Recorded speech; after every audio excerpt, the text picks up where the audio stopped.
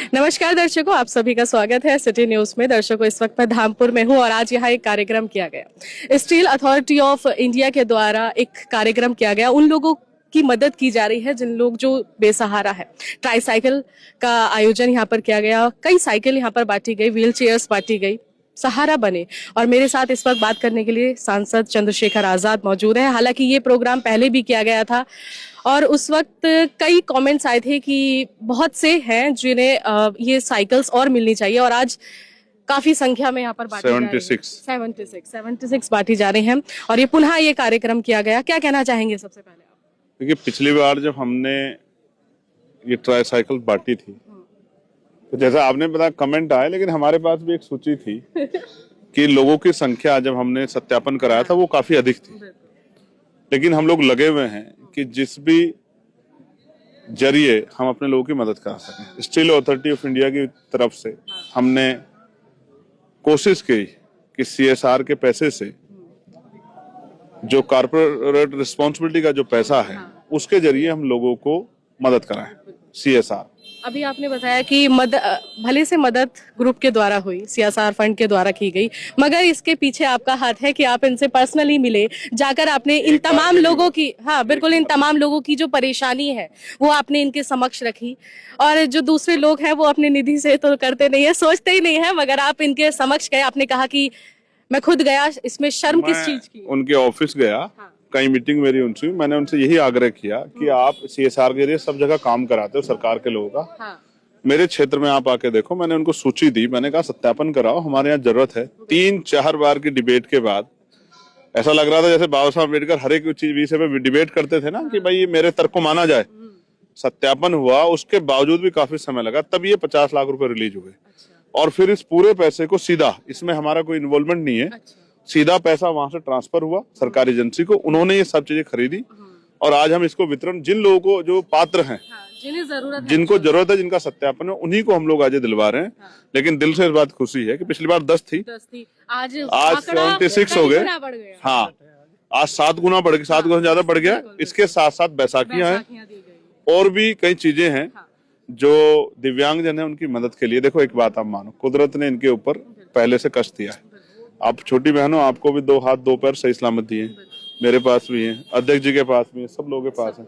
जिनको कमी है, अगर कुदरत ने उनको कुछ कमी छोड़ दी तो आपकी मेरी जिम्मेदारी बनती है कि हम उसके बाद। इसलिए तो कहा जाता है मजलूमों की आवाज उठाने वाले। अच्छा, एक चीज और, आप लगातार आवाज हर किसी की उठा रहे हैं, हर एक मुद्दे पर आप बोल रहे हैं और गरीबों के लिए आप सबसे पहले आ रहे हैं, सबसे आगे आ रहे हैं, उनकी आवाज उठा रहे हैं। एक चीज और है कि इन गरीबों में बहुत से बच्चे ऐसे हैं जिनके पास टैलेंट की कमी नहीं है, मगर पैसे की कमी है और शिक्षा महंगी होती जा रही है। इस पर क्या कहना चाहिए? नहीं, फिर मैं मान सकता हूँ कि फिर आप मुझे पार्लियामेंट में नहीं सुनती। नहीं, क्योंकि मैं पार्लियामेंट में नहीं उठाता नहीं हूँ। मैं एक विजन लेके आया, मैंने एक पॉलिसी दी, लिखित में करके दी, और मैंने अपने मेरे क्षेत्र में आवासीय स्कूल बढ़े। जब वैसे काम नहीं चला डिबेट से, तो मैंने एम्स जो है उसके लिए बकायदा प्राइवेट मेंबर बिल पेश किया कि मेरे क्षेत्र में एम्स की क्यों जरूरत है।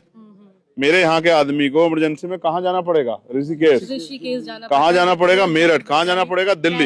इतने में तो वैसे ही उसकी जान चली जाएगी। इमरजेंसी का मतलब है कि अगले 15-20 मिनट में उसको उपचार की जरूरत है। तो इतने बड़े क्षेत्र में क्यों उसको नजरअंदाज किया गया? तो मैंने शिक्षा के लिए पॉलिसी पार्लियामेंट में उठाई कि ये तब आसान हो जाएगा जब हर व्यक्ति को अवसर की समता मिलेगी, यानी कि गरीब और अमीर को एक जैसी पढ़ाई का लाभ मिल जाए। तो उसको वो तब हो सकता है जब सरकार कानून बना दे कि जितने सारे सरकारी अधिकारी कर्मचारी, जितने नेता हैं, सबसे छोटे नेता को हम कहते हैं ग्राम पंचायत का मेंबर, और सबसे बड़े नेता होते हैं राष्ट्रपति जी। इनके बीच की जो कड़ी है संवैधानिक पदों की, चाहे वो प्रधान हो, चाहे वो जिला पंचायत सदस्य हो, चाहे वो ब्लॉक प्रमुख हो, चाहे जिला पंचायत अध्यक्ष हो, चाहे नगर पालिका के नगर निगम चेयरमैन मेयर हो, चाहे विधायक हो, सांसद हो, मंत्री हो, राज्यपाल हो, मुख्यमंत्री हो, राष्ट्रपति हो, उपराष्ट्रपति हो, प्रधानमंत्री हो, इन सब के बच्चों को सरकारी स्कूल में पढ़ाने की जिम्मेदारी दी जाए।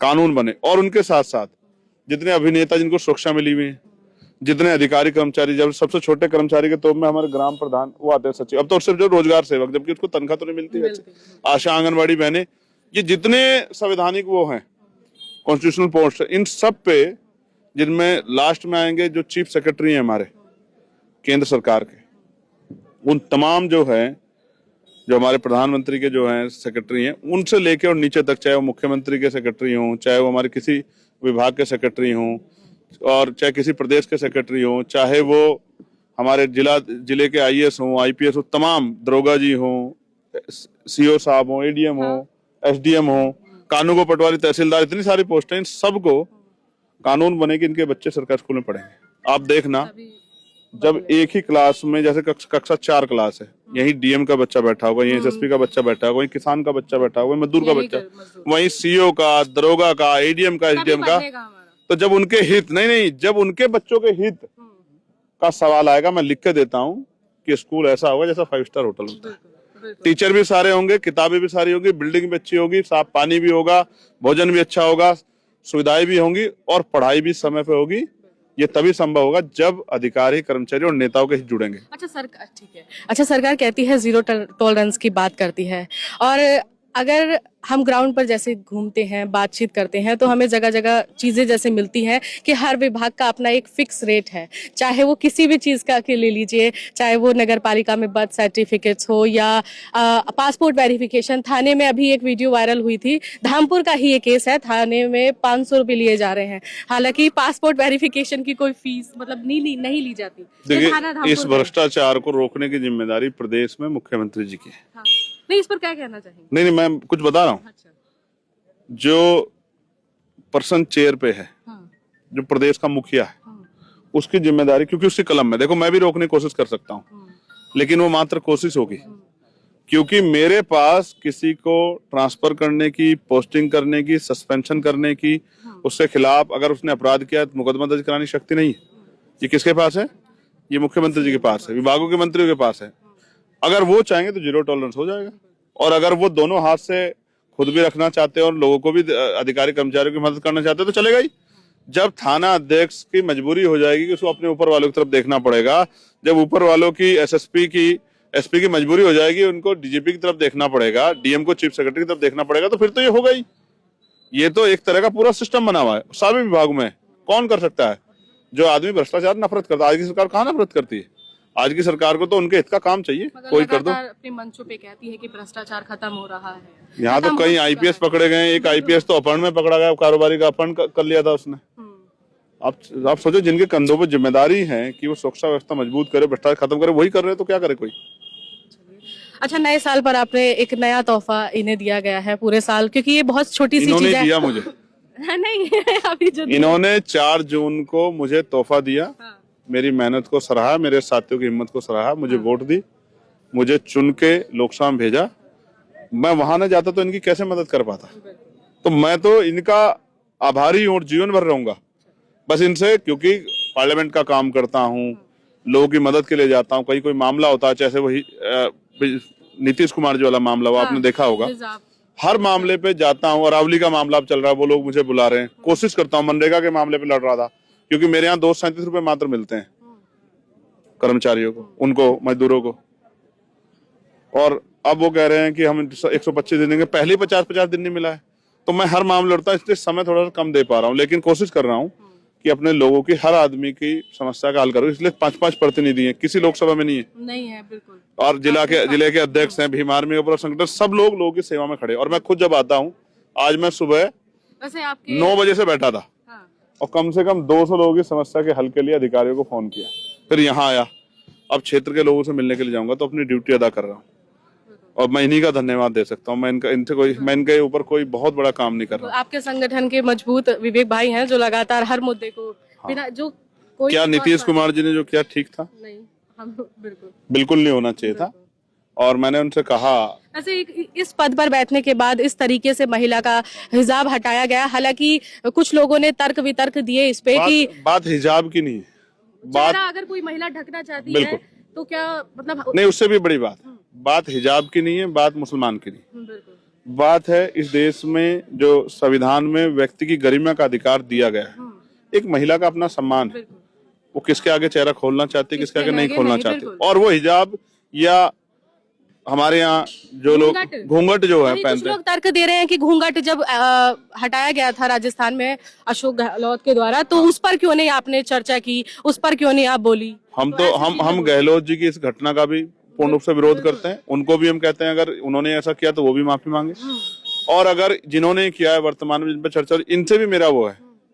और मैं एक बात और कहना चाहता हूँ, ये प्रथाएं गलत को बचाने की अच्छी नहीं है। कल जब आपके ऊपर पहाड़ टूटेगा तो फिर आपको शायद एहसास होगा। तो ये गलत है। और मैं तो फिर कहूंगा, मुख्यमंत्री जी के बारे में बहुत सम्मान है हम लोगों के मन में, नीतीश जी के, लेकिन इस तरह की घटना अच्छी नहीं है। इसके लिए उनको सार्वजनिक रूप से माफी मांगनी चाहिए। किसी को बीच में नहीं आना चाहिए, उस बेटी को बुलाना चाहिए, जैसे उन्होंने ऐसे वो खींच दिया था, उससे कहना चाहिए कि बिटिया तुम मेरी बेटी हो, मुझसे गलती हुई है, तुम्हारे मन को ठेस पहुंची है, मैं तुमसे खेद प्रकट करता हूँ और आप दिल बड़ा करके इस बात को भूल जाओ, सब ठीक हो जाता। लेकिन आपने राजनीति करने का मौका दिया, लोगों को अवसर दिए, आप चुप और क्यों नहीं बोल रहे? कल दिल्ली तो आए थे, कल दिल्ली आए, मीडिया ने पूछा, कल मीडिया रिपब्लिक जी मीडिया सॉरी उससे जब उनसे बातचीत करना चाह रही थी, उनसे पूछ रही थी कि सर इस पर क्या कहना चाहेंगे, क्या माफी मांगना चाहेंगे, तो वो सीधा अपनी गाड़ी में जाके बैठ। अब जिस मीडिया का नाम, अगर वो मीडिया भी सवाल करने लग जाएगा फिर तो क्या कहने। वो तो सवाल ही नहीं करते, असल समस्या तो यही, वो सवाल ही नहीं करते, बस समस्या यही है कि लोग सवाल नहीं करते। मीडिया जिस दिन अपना काम करेगी ईमानदारी से, मेन स्ट्रीम मीडिया, में लिख के कहता हूँ किसी सरकार की हिम्मत नहीं होगी कि गरीबों के हिस्से का पैसा अपनी जेब में रख ले। धन्यवाद।